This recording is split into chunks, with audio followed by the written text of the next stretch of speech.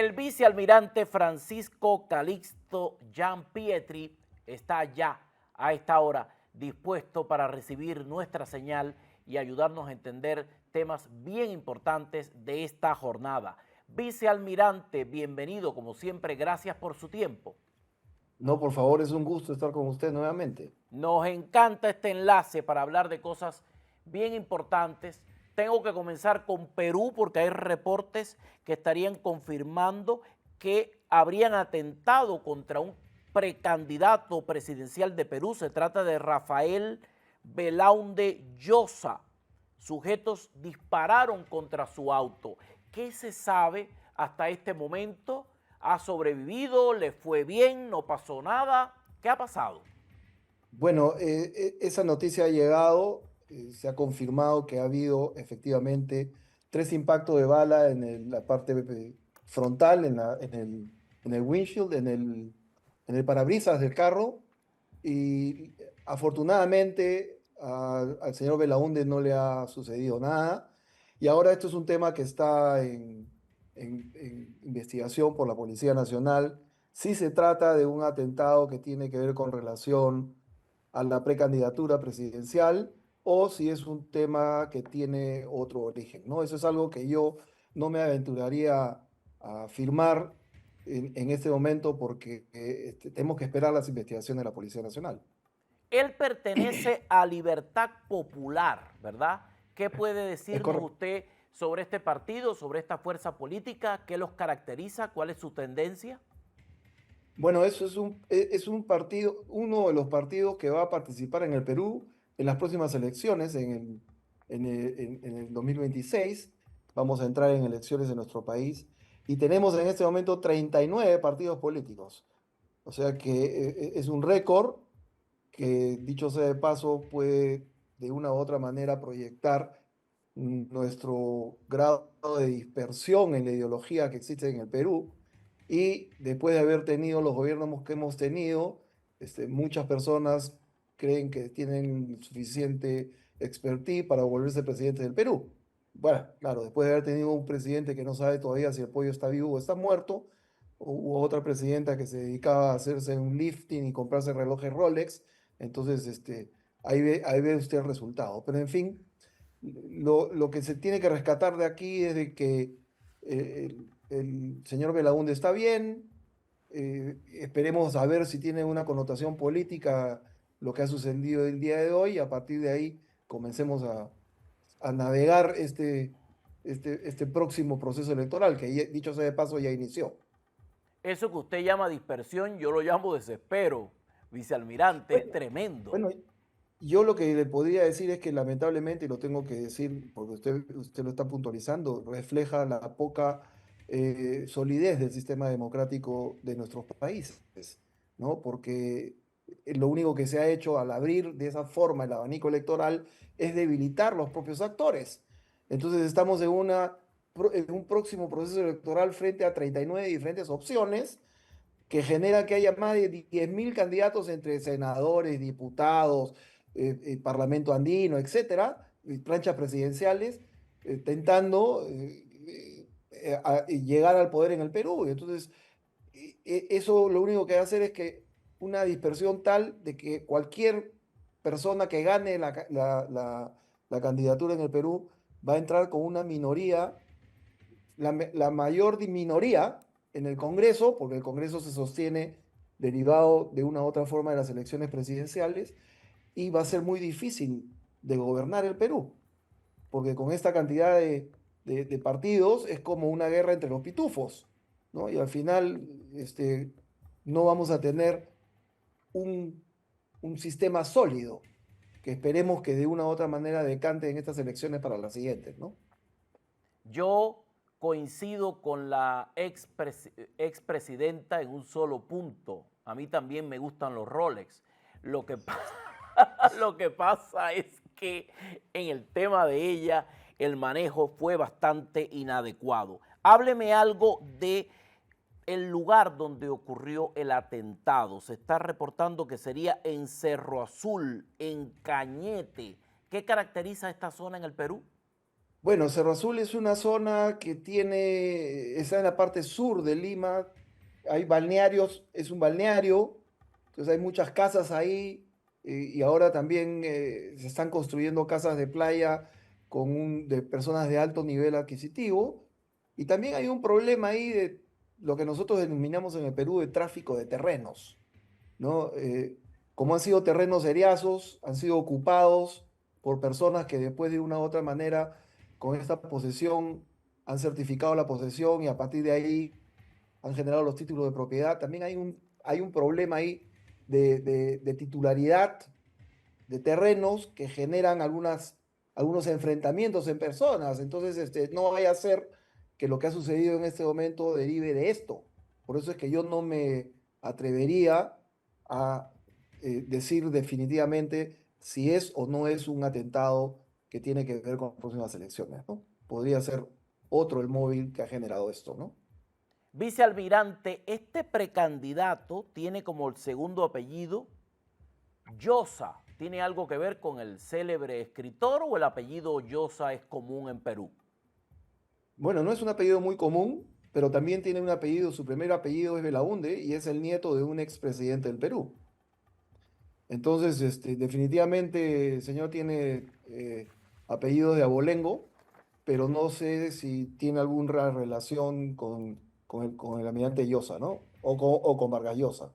Bueno, va a ser difícil poder determinar todas estas cosas con prontitud, apenas un precandidato, como bien dice el vicealmirante, y en Perú hay mucho entretenimiento. Si tienen 39 partidos políticos para seguir, tienen la vida hecha.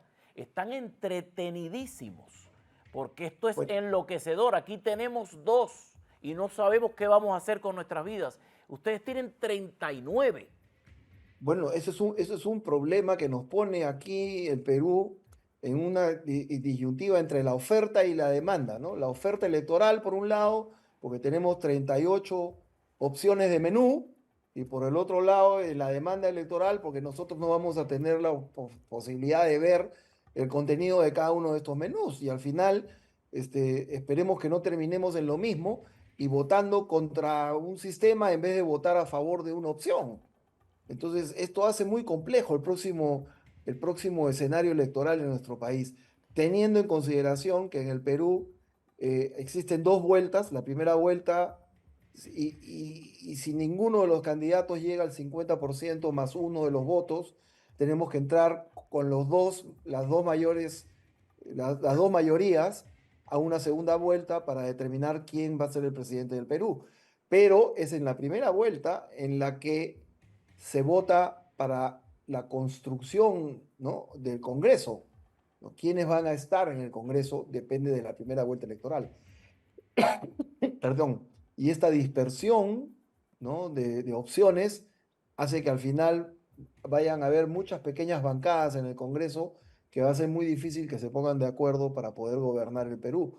Porque si uno cree que la misión del partido político es ganar las elecciones que vienen en mi país, está completamente equivocado, ¿no? La misión no es ganar la elección, la misión es gobernar el Perú, que va más allá de ganar la elección.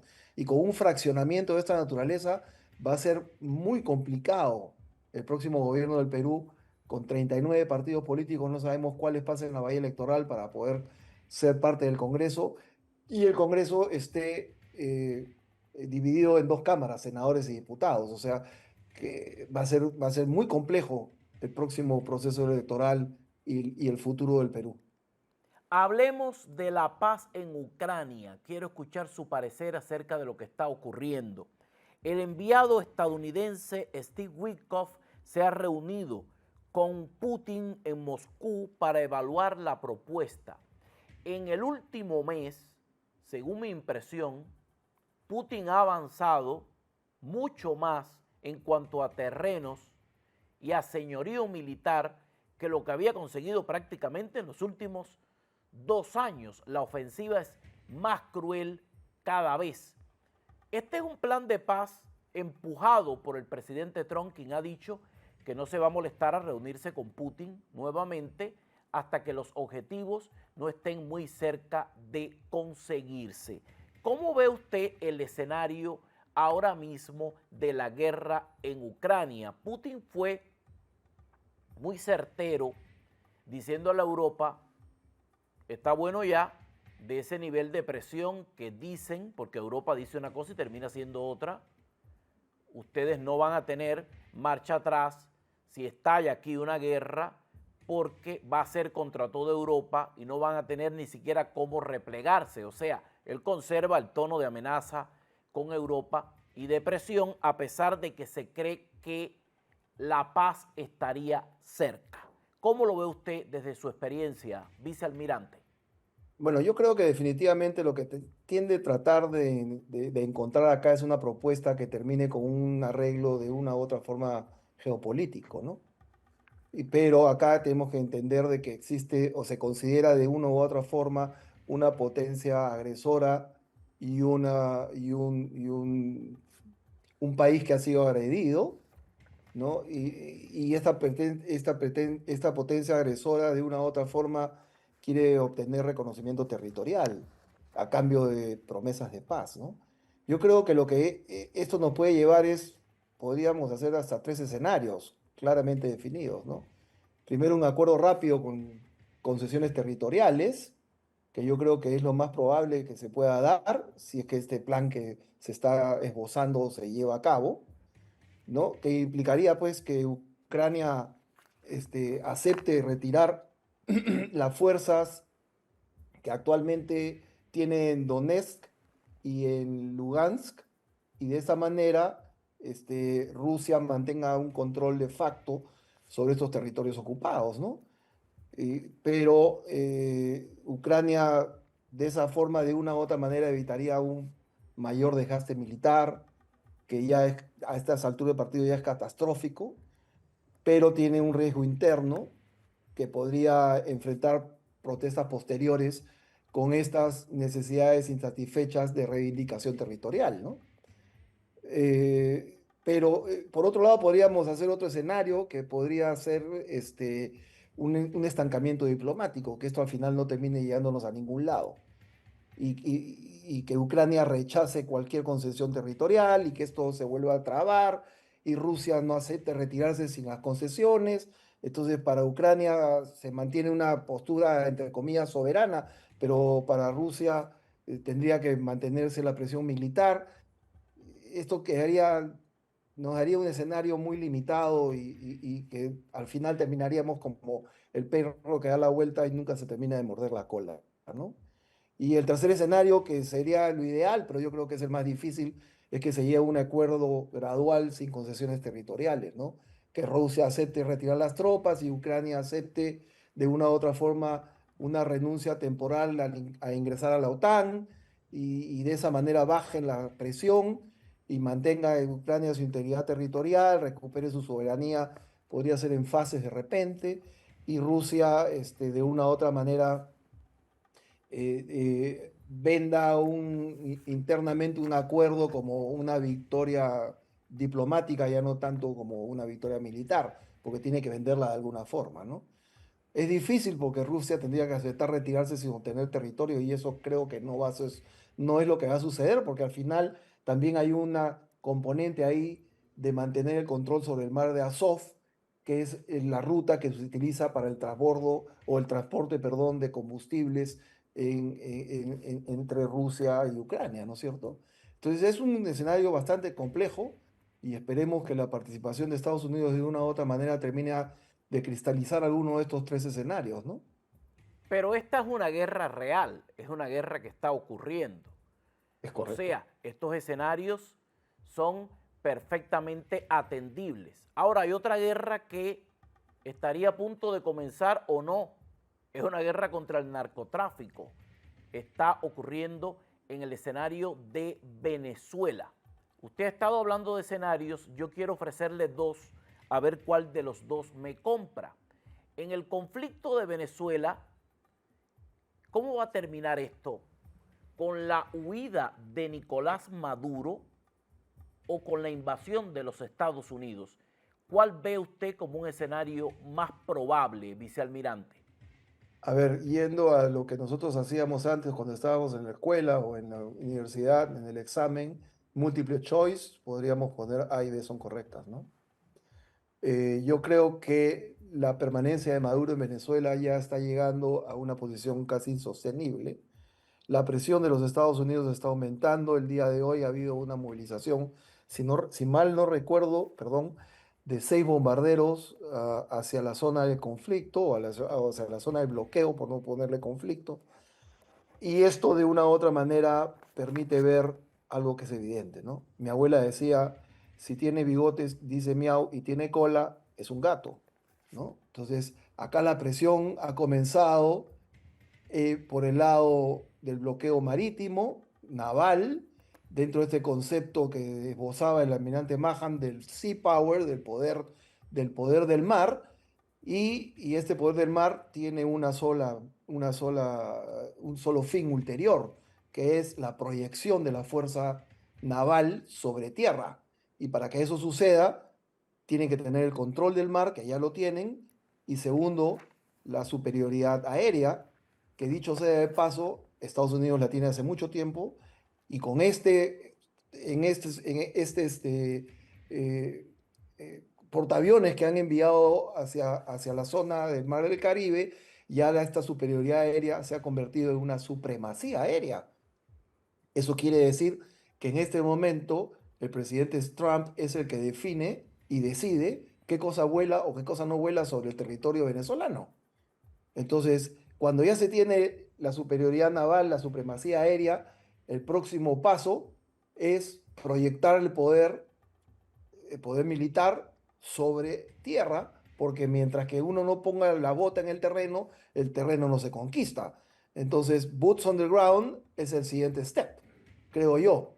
Pero esto no va a ser una invasión abierta como desembarco de Normandía, Guadalcanal, etcétera, ¿no? Esto va a ser una proyección quirúrgica de las fuerzas sobre los puntos estratégicos, los blancos de alto valor y los objetivos que de una u otra manera al ser neutralizados puedan cambiar o puedan mermar la capacidad de reacción militar sobre las fuerzas estadounidenses y que de una u otra manera comience la presión sobre todo Venezuela y esto genere un bloqueo que afecte la capacidad de comunicaciones y de habituallamiento logístico sobre Venezuela y genere una entropía en Venezuela que haga que el propio tejido social comience a efervecer y la destrucción de Maduro comience desde adentro, porque si no tiene este componente va a ser muy difícil que esto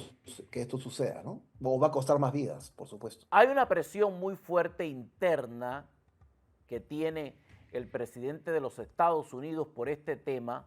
Se está manejando una narrativa de que se habrían cometido crímenes de guerra con respecto a lo que está ocurriendo en el Caribe de Venezuela y la neutralización de narcolanchas que venían con destino a los Estados Unidos. Se han totalizado los ataques, las víctimas. Desde su opinión, vicealmirante, ¿podría prosperar este recurso de crimen de guerra en este escenario?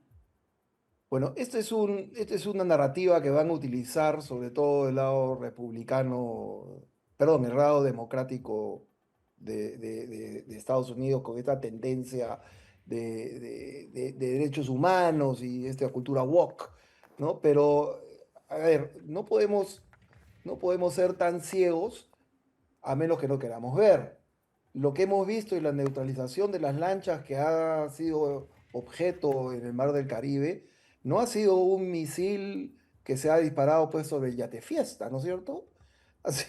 Han sido vehículos que están siendo utilizados para transportar droga. Entonces, esto no es un tema de derechos humanos contra población indefensa, sino contra gente que está cometiendo ilícitos penales que son crímenes que afectan también no solamente a las personas que hacen los negocios, sino sobre quienes impactan estos negocios, que en este caso es el pueblo americano y otros países del mundo, ¿no es cierto? Y se está neutralizando algo que al final afecta a muchísimas personas. Entonces, yo no creo que vaya a prosperar. Definitivamente ellos van a poner todos los argumentos porque el sector demócrata lo único que ha hecho en estos últimos años en Estados Unidos es tratar de destruirlo y desde adentro, ¿no? Es una opinión personal, es una opinión personal y yo creo que esta cultura woke que se ha esparcido por todo el mundo no solamente ha afectado a Estados Unidos, sino a diferentes países, entre ellos el Perú, ¿no? Ha dañado a mucha gente, ha Así sido muy es. expansiva y es hora de Bueno, tomar decisiones y- importantes. De eso se trata. A la hora de mover las narrativas, no hay quien les gane, son locomotoras de gran impulso. bueno, tienen una capacidad de edulcorar la realidad en una forma, pues, que a ellos les interesa y les conviene, tratando de una u otra forma moldear la realidad como si fuese una plastilina, pero es evidente que esto no es así, ¿no? Venezuela no es un régimen, Venezuela es un narcoestado en este momento. Está gobernado por un grupo de gente que está orientada a hacer terrorismo de Estado, narcoterrorismo de Estado, y de esa manera expandirse como una mancha de aceite sobre el agua, tratando de una u otra manera de extrapolar sus actividades, no solamente en las inmediaciones de Venezuela, sino en nuestro caso, en todo Sudamérica, porque lo que estamos viviendo en este momento en el Perú, lamentablemente es producto de la inmigración venezolana descontrolada que ha habido sobre nuestro país y muchos de ellos, no la mayoría, pero sí muchos de ellos, han sido personas pues que han sido hasta liberados de las cárceles para generar este proceso de infiltración en tejido social de otros países y generar también esta entropía a nivel Sudamérica que de una u otra manera favorezca al crecimiento de las actividades del crimen transnacional. Gracias por su tiempo, vicealmirante Francisco Calixto Gianpietri desde Perú. Lo dejo para que estudie los 39 partidos políticos que están haciendo su trabajo.